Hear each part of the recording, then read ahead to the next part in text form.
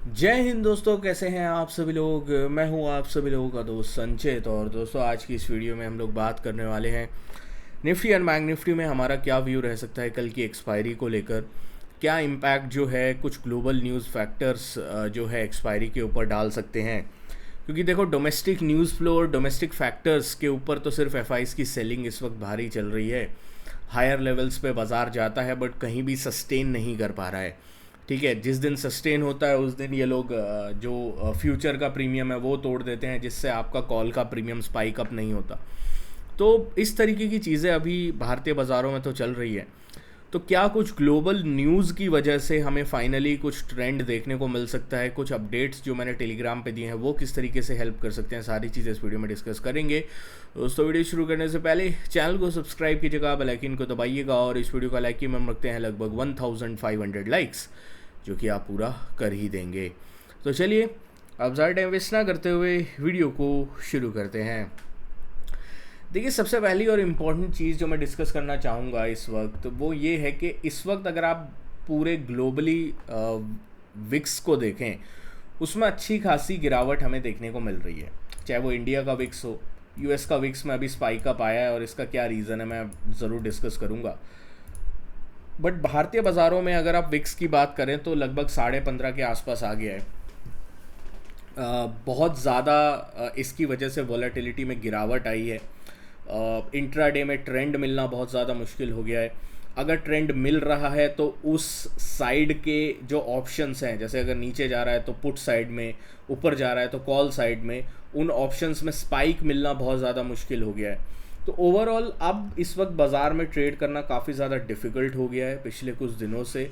और अगर आप पिछले एक महीने से भी देखें तो बहुत इक्का दुक्का ऐसे दिन होंगे जहाँ पे आपको कुछ ट्रेंड करने लायक बाज़ार मिलेगा। आज भी अगर आप निफ्टी को देखते हैं, हमने कल एक ट्रेंड लाइन ड्रॉ करी थी और उसके बाद आप लोगों को बताया था कि एक इंपॉर्टेंट बेस है 24,383 का, इसके नीचे जाता है तो एग्रेसिव सेलिंग तभी हम करेंगे। ठीक है, आज के दिन अगर आप देखो बाजार ने क्या किया, इस ट्रेंड लाइन के लोअर पॉइंट पे ही जो है सपोर्ट लिया 530 के आसपास, ऊपर गया और 630 640 के आसपास जाके बाजार जो है एक बार के लिए बंद हो गया। तो ओवरऑल ये सिचुएशन जो है अभी के लिए बनी हुई है, स्टेलमेट सिचुएशन है। भारतीय बाज़ारों में हायर लेवल्स पे सस्टेन नहीं कर पा रहा है बट लोअर लेवल पे ब्रेक डाउन भी नहीं हो रहा है। तो ये चीज़ अभी चल रही है। अब इसके ऊपर एक चीज़ जो इम्पैक्ट थोड़ी डाल सकती है पॉजिटिव या नेगेटिव वे में, आरबीआई पॉलिसी तो है ही जो हमें फ्राइडे के सेशन में देखने को मिलेगी, बट वो हमारी एक्सपायरी के बाद होगी। बट क्या एक्सपायरी इसी तरीके से साइडवेज हो सकती है? उसमें कुछ चीज़ें चेंज हो सकती हैं। देखिए, सबसे पहली चीज़ जो इस वक्त की लेटेस्ट न्यूज़ मैंने टेलीग्राम पे आप लोगों के साथ डाली है, यूएस का प्राइवेट जॉब्स का डेटा आया है। ठीक है, जो गवर्नमेंट वाला डेटा आएगा वो हमारा जो है आएगा अराउंड फ्राइडे के सेशन में। तो अभी जो गवर्नमेंट वाला डेटा आया है यूएस का, इस गवर्नमेंट प्राइवेट वाला जो डेटा आया है इसमें एक्सपेक्टेशन थी कि यूएस में 1,11,000 के आसपास जॉब्स ऐड होंगी। जॉब्स ऐड हुई केवल 37,000, लोएस्ट सिंस फेब 2022। फरवरी 2022 के बाद lowest number of US private jobs जो है वो ऐड होती हुई दिखाई दी हैं। ये डेफिनेटली यूएस के मार्केट्स के ऊपर इम्पैक्ट डालेगा। अगर आप टॉप से देखते हैं तो डाउ जोन्स ऑलरेडी जो है लगभग 150 पॉइंट साफ हो चुका है। नैस्डैक जो है टॉप से अगर आप देखते हो तो लगभग जो है 100 पॉइंट नैस्डैक साफ हो चुका है। अब मैं ये नहीं कह रहा कि इस जॉब्स डेटा की वजह से वन साइडेड हमें फॉल देखने को मिल सकता है या फिर रिसेशन का फियर आ सकता है, ये सारी चीज़ें हो सकती हैं। बट एक चीज़ सर्टेन है कि ये जॉब्स डेटा अगर फ्लैट आता तो सारे बाज़ार जो ऑलरेडी फ्लैट चल रहे हैं वो फ्लैट ही रहते। बट अब जो है हम लोगों को यूएस के बाज़ारों में कुछ बड़ी वॉलेटिलिटी आज के दिन देखने को मिल सकती है। तो इस वजह से मैं ये बोल रहा हूँ, it is a good jobs data for the traders. At least जो है कुछ वॉलेटिलिटी हम लोगों को अब यूएस में देखने को मिलेगी और इसके ऊपर हम लोग डेफिनेटली नज़र रख के चल सकते हैं। तो अभी के लिए जो सबसे इम्पॉर्टेंट फैक्टर है निफ्टी में और किस तरीके से हम लोग इसको जो है वो प्ले आउट कर सकते हैं, तो सबसे पहले निफ्टी अगर हमें इस लेवल के नीचे ट्रेड करना स्टार्ट करना जो है वो शुरू करता है। ये है 24,520 के आसपास का लेवल। 24,520 के लेवल के आसपास अगर निफ्टी जो है वो ट्रेड करना स्टार्ट करता है तो हम लोगों को एक अच्छा खासा डाउनसाइड का मोमेंटम जो है वो देखने को मिल सकता है टुवर्ड्स द टारगेट ऑफ 24,380। ठीक है। ऑन द अपसाइड में अगर मैं देखता हूँ तो अगर मान लीजिए ये जॉब्स डेटा जो कमज़ोर आया है, इस पे बाज़ार ये सोचता है यार जॉब्स डेटा कमज़ोर आया है, अब मैं क्या करता हूँ, मैं रेट कट को प्राइस इन करना स्टार्ट कर देता हूँ और लोअर लेवल से डाउ में यूएस मार्केट में रिकवरी आ जाती है। अगर ऐसा कुछ होता है तो हम लोग हायर लेवल्स भी देखेंगे। हायर लेवल्स में जो बड़ा ब्रेकआउट लेवल होगा वो होगा 650 से 680 का। तो 660 एक मिड पॉइंट है। 24,660 के ऊपर अगर निफ्टी जो है वो कल सस्टेन करना स्टार्ट करता है then we can see a good short covering trend, और ये शॉर्ट कवरिंग ट्रेंड अपने को 750 तक लेके आ सकता है, और 750 भी अगर अपन ने निकाला तो उसके बाद एक बार के लिए 820 830 की तरफ आ सकता है। बस डाउनसाइड में प्रोबेबिलिटी ये है कि विक्स राइज करेगा तो एटलीस्ट अपने को कुछ ढंग का ट्रेंड मिल जाएगा।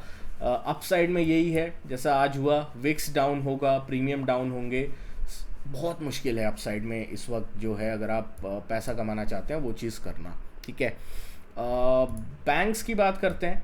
बैंक्स में हमारा मिड पॉइंट अभी भी काम कर रहा है, जो हमने कल डिस्कस किया था 55,450 425 का जोन। जब तक आप इसके ऊपर है बैंक्स बाय ऑन डिप्स रहेंगे, कोई ज़्यादा अलग कुछ करने की ज़रूरत नहीं है। 55,450 440 के लेवल के अलावा 55,440 450 के ऊपर जब तक है बाय ऑन डिप्स रहेगा, इसके नीचे सेल ऑन राइज की स्ट्रैटेजी हम लोग देख सकते हैं। ठीक है। दूसरी एक इम्पॉर्टेंट चीज़ जो गोल्ड एंड बिटकॉइन के लिए इम्पॉर्टेंट रहेगी, कल हमने चार्ट शेयर किया था 3340-50 का। 3340-50 के नीचे गोल्ड जो है अभी भी नहीं जाने को तैयार है।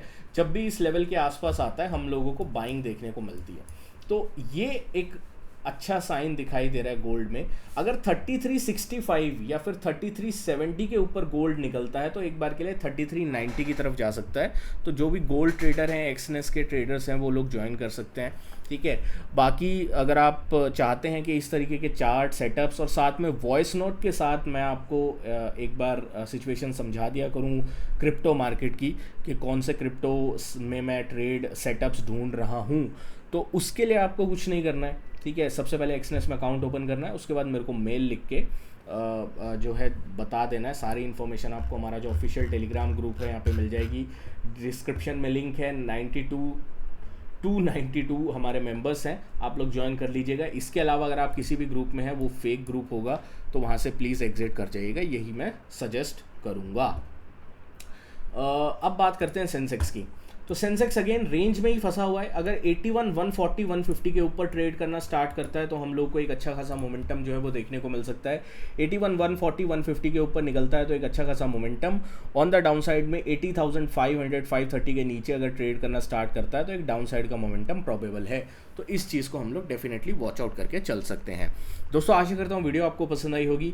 अगर आप गोल्ड और क्रिप्टो में ट्रेड करना चाहते हैं, बार बार मैं बता रहा हूँ, आपको एक्सनेस में अकाउंट ओपन करना है, पार्टनर कोड चेंज करना है। अगर आपका ऑलरेडी एक्सनेस में अकाउंट है तो आप हमारे अंडर आ जाइए, पार्टनर कोड चेंज करिए, और उसके बाद आपको जो है बहुत सारे पर्क्स बेनिफिट जो है वो देखने को मिल सकते हैं। साथ में ब्रोकरेज में भी मैं 30% आपको जो है वो ऑफ करवा दूंगा अपनी तरफ से। मिलता हूँ आपसे नेक्स्ट वीडियो में। Thank you so much for watching guys. जय हिंद, वंदे मातरम।